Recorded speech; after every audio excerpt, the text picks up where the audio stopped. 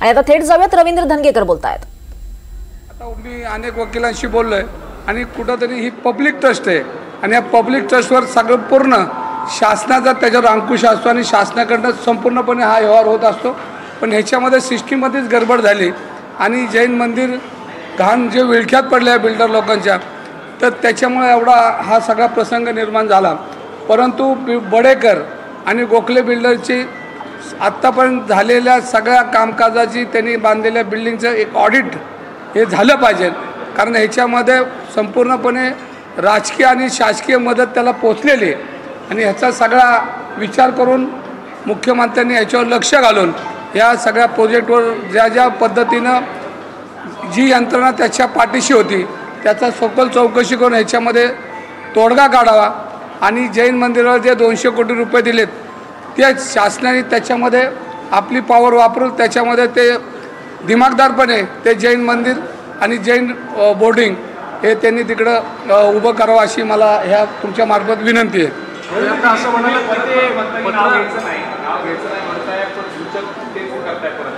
काल अमित शहानी देखील महायुतीमधला हा टोकाचा संघर्ष याबद्दल नाराजी व्यक्त केली। अगदी केंद्रीय मंत्र्यांची दखल घेतली गेली तरी देखील तुम्ही थांबत नाही।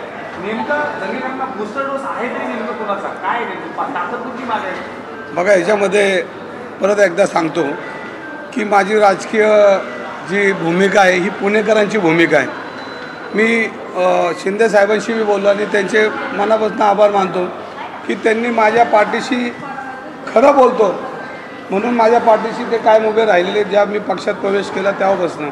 पण त्यांनी हे सांगितलं की आपल्या मित्रपक्षावर तू काय बोलायचं नाही, पण जर पुण्यामध्ये गुन्हेगारी होत असेल, पुण्यामध्ये काही बिल्डर लॉबी ज्या पद्धतीने आज कामकाज करते आणि या बिल्डर लॉबीच्या आजूबाजूला जे जे राजकारणी लोक आहेत आणि त्यांच्या त्या पदाचा पॉवर वापरून ज्या लोकांवर अन्याय करतात त्याच्याविरुद्ध बोलायला त्यांनी मला कधी अडवलं नाही। पण मला हे सांगायचं की त्याच्यामध्ये आमचे उदय सामंत असतील सगळेच त्यांचं एकच त्यांनी कायम माझ्या पाठीशी उभं राहण्याचं आश्वासन दिलं, तुमच्यामध्ये बोलले। पण मी कधी कुठल्या विरोधी पक्षाच्या विरोधात बोलत नाही, मी प्रवृत्तीच्या विरोधात बोलतो आणि ही प्रवृत्ती पुण्यामध्ये प्रचंड फोफवली, सर्वसामान्यांना जगू शकत नाही।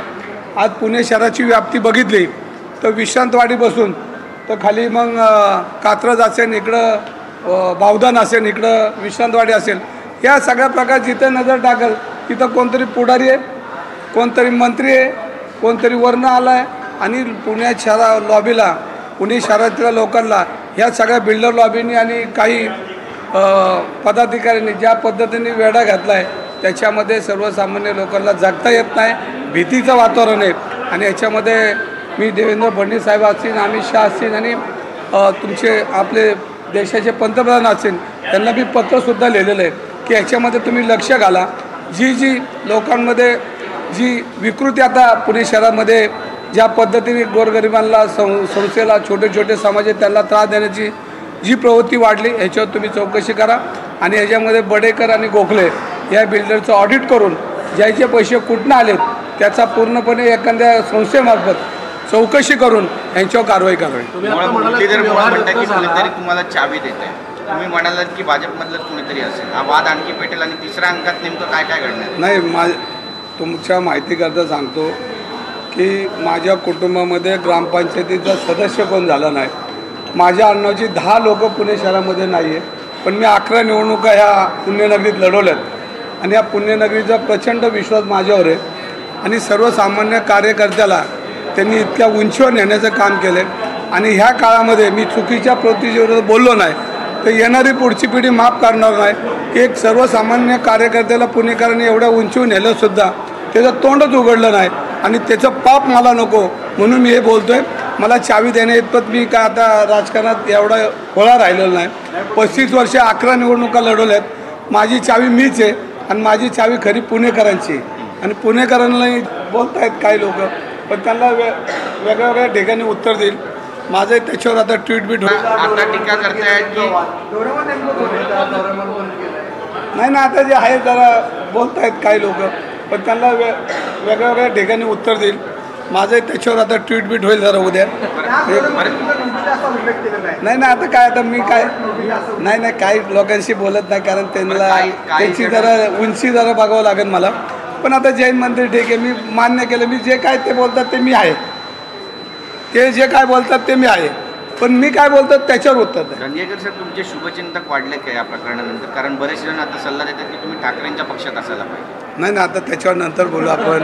आता मी वर चाललोय साहेबांना भेटायला. आपण माझी विकेट काढू नका.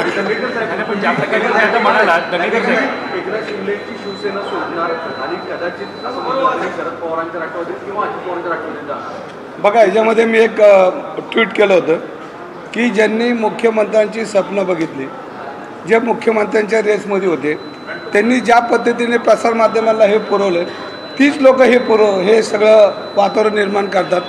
आणि मग अशी लोक जर माझ्या विरोधात असतील, जे प्रसारमाध्यमाला या बातम्या पुरवत असतील, तर त्यांना त्यांचा लकलाभ राहो. पण माझी लढाई ही विकृतीच्या आणि ज्या चुकीच्या लोकांच्या विरोधात उभी राहणार. आज आहे, उद्या आहे. माझं एक ट्विट तुम्ही 1-2 दिवसात बघा, चालू आहे माझं काम परत. पुण्याची गुन्हेगारी राहिली, लोकमान्य नगरमधल्या वसाहतीच्या लोकांचा विषय राहिला, अनेक विषय आहेत पुण्यामध्ये. आणि जे पदाधिकारी बिल्डर यांच्यामध्ये अडकलेले विषय, ते पूर्णपणे लढाई माझी चालू राहणार आहे. आणि ही लढाई शेवटच्या मिनिटापर्यंत शिंदे साहेबांचीच परवानगी घ्यायला आलो आत्ता. याला लागू तुम्ही म्हणता की सगळंच काढणार. अशा अनेक बिल्डर आहेत की राष्ट्रवादीशी संलग्न आहे, शरद पवारांशी संलग्न आहे, अजित पवारांशी संलग्न आहे. याचा काही म्हणजे आपली नावं निघतात, भरपूर नावं निघतील, पुणे असेल, पिंपरी चिंचवड असेल, सगळं. याचा पण काही हिशोब कारण एवढे तुम्ही जुने आहात तिथं, याचा पण काही हिशोब असेल तेही निघेल. नाही आता हळूहळू सगळं निघणार आहे. फक्त तीच परवानगी घ्यायला आले वरती. सगळीच जे लोक चुकीची वागतात त्यांच्याविरुद्ध मी बोलणार आहे.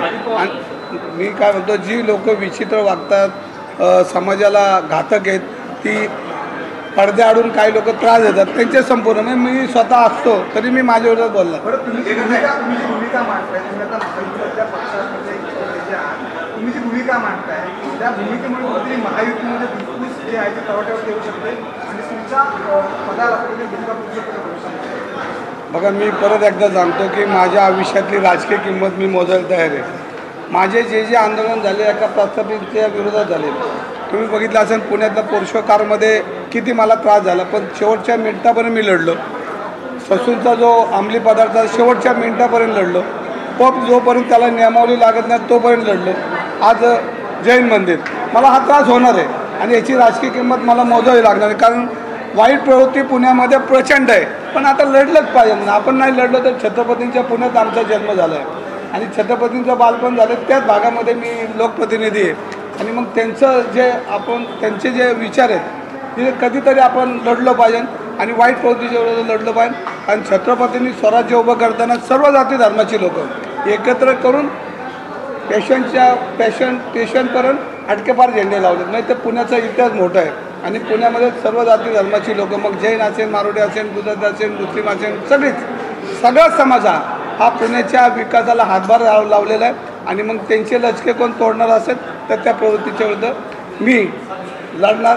धनगेकर साहेब, तुम्ही आता म्हणता की एकनाथ शिंदेनी सांगितलं की कोणत्या नेत्याचं नाव घेऊ नये. मात्र आता या घटनेमध्ये जर कोणावरती कारवाई होणार असेल, नेते बाजूला असेल, मग ते परत अधिकारी आणि बिल्डर त्यांच्यावरती नाही याच्यामध्ये मी म्हणतो सखोल चौकशी केली पाहिजे. जो ह्याच्यामध्ये दोषी असेल त्याच्यावर कारवाई झाली पाहिजे.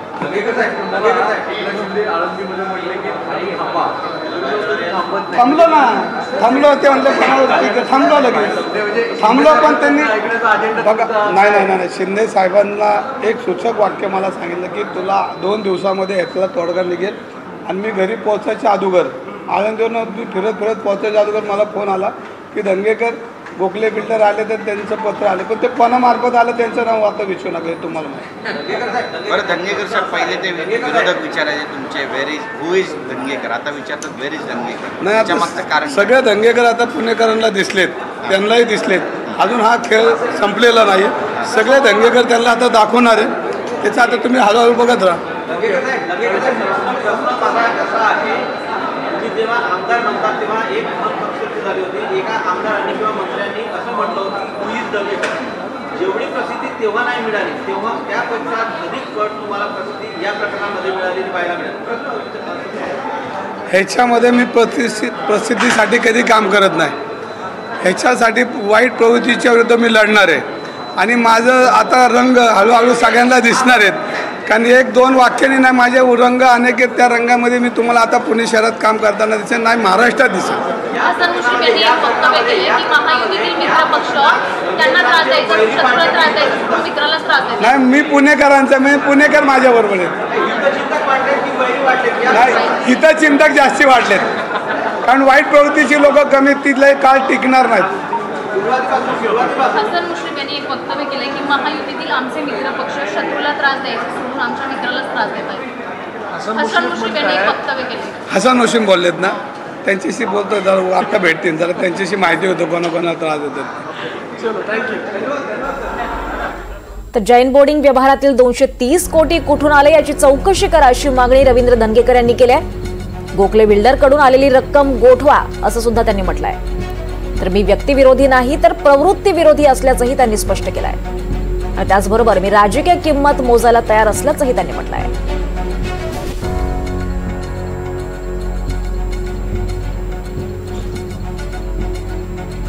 पुढच्या बातमीकडे. अॅनाकोंडा, नाग आणि अजगरासारख्या प्राण्यांनंतर महाराष्ट्राच्या राजकारणात आता कार्टून कॅरेक्टर्सची एंट्री झाली आहे. रवींद्र धनगेकर यांनी भाजपच्या नवनाथ बन यांचा उल्लेख डोरेमॉन असा केला, तर त्यांना उत्तर देताना बन यांनी सुद्धा धनगेकरांना बावळट नोबिता असं म्हटलंय.